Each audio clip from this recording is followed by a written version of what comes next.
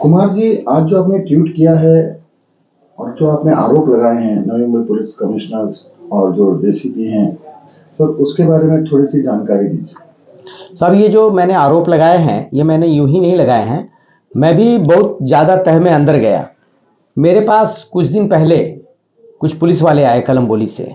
उन्होंने मुझे, उनके फैमिली आए और उन्होंने एक स्टिंग ऑपरेशन की वीडियो दी हमको, जिस स्टिंग ऑपरेशन में कलम्बोली के पुलिस स्टाफ के द्वारा वो किया गया था।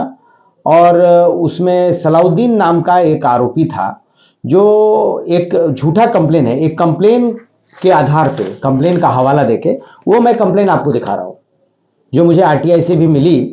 बट मुझे आरटीआई से, हाँ, वो कंप्लेन एक झूठा बनाया गया था। फरवरी 2024 का ये प्रकरण है। सर, ये पूरा मामला क्या है? मामला है कि दो खंडनी मांगने के गिरोह, पुलिस में जो, पुलिस डिपार्टमेंट में जो आपने सुनाई होगा, पूरे नवी मुंबई पुलिस में 2 नंबर के धंधे का एक नेटवर्क है।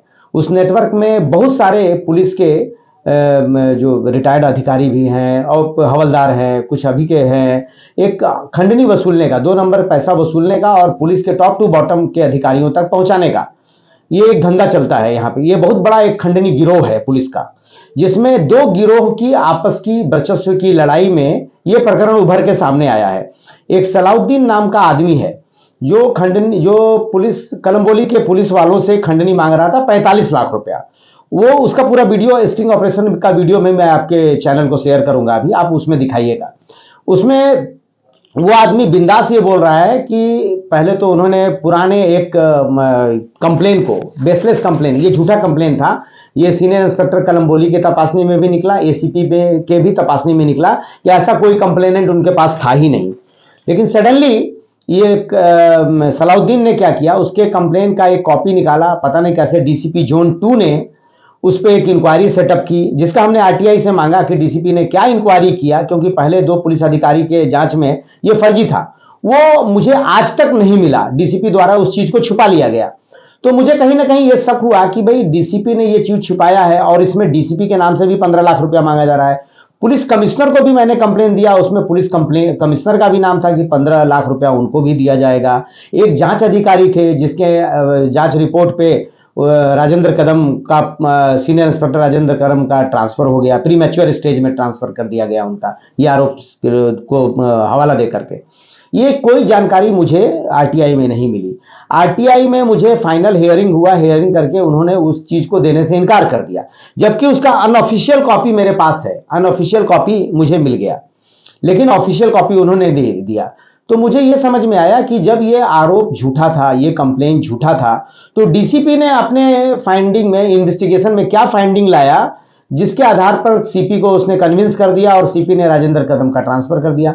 राजेंद्र कदम का मात्र 5 महीना ही सर्विस बचा हुआ था। बाद में मुझे ये प्रकरण के जब बहुत गहराई में गए, मैंने सीएम को लिखा, डीजी को लिखा, सबको लिखा, और जब इसमें जब जांच में टाल मटोल होने लगा और ये ट्रांसफर किया गया केस, पीआई करके है, अयाज खान करके हैं, वो कलम्बोली में पीआई हैं क्राइम के, उनको दिया गया।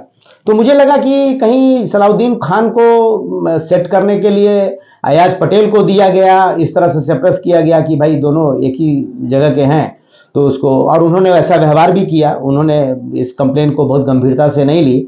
आज उन्होंने हमको स्टेशन में बुलाया और बुला के क्लोजर रिपोर्ट दिया कि आपके कंप्लेन में कोई भी तथ्य सामने नहीं आया। उन्होंने बिना मेरा स्टेटमेंट रिकॉर्ड किए, जो मेरा विटनेस था, पुलिस हवलदार नामदेव करके, जिसने इसका स्टिंग ऑपरेशन किया था, उसको इन्होंने डराया धमकाया, डरा धमका के उससे अपने फेवर में स्टेटमेंट ले लिया कि ये मेरा फ्रेंडली मीटिंग था, किसी थर्ड पार्टी ने इसका वीडियो बना लिया, जबकि उस वीडियो में उसका आवाज साफ सुनाई दे रहा है, उसका फोटो साफ आ रहा है, और भी पुलिस वाले का फोटो आ रहा है, उसकी भी आवाज आ रही है, बिना फॉरेंसिक जांच किए, बिना वॉइस सैंपलिंग लिए गए। ये क्राइम के इंस्पेक्टर हैं, इनको इतना नॉलेज होगा, ये अंगूठा छाप तो क्राइम के इंस्पेक्टर बने नहीं कि ऐसे फाइंडिंग नहीं दी जा सकती बिना जांच किए हुए।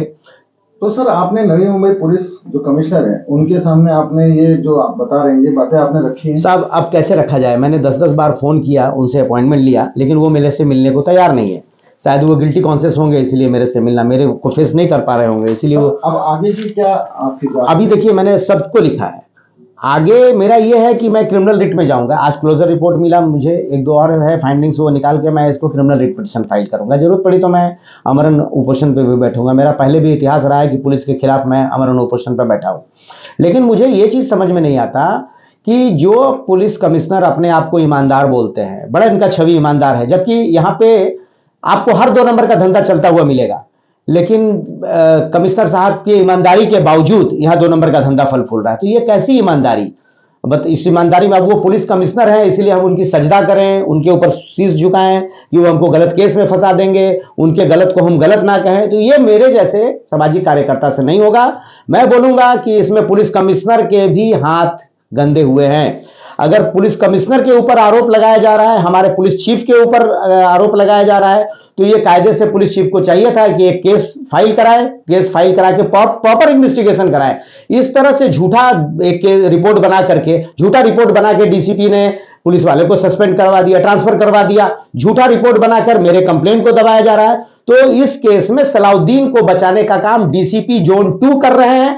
चूंकि डीसीपी जोन को नीचे से हफ्ता नहीं मिल रहा था, उन्होंने सलाउद्दीन को खड़ा किया कि इंस्पेक्टर को तुम ब्लैकमेल करो और इंस्पेक्टर से 35 लाख वसूलो, मेरा डर दिखाओ और वो पैसा ऊपर पहुंचाओ। लेकिन जब स्टिंग ऑपरेशन हो गया, हम लोग बीच में आ गए, तो वो लोग डर गए, उन लोगों को पैसा नहीं मिला। तो अब जो ये सलाहुद्दीन है, ये सलाखों के पीछे है? नहीं नहीं नहीं नहीं, सलाउद्दीन को तो इन्होंने महिमा मंडित किया। सलाउद्दीन को तो ये अभी बेस्ट ईमानदार आदमी का रिवार्ड देंगे शायद इस रिपोर्ट के बाद, डीसीपी जोन 2। सर, वारदात में से बात करने के लिए आपका बहुत बहुत धन्यवाद। शुक्रिया।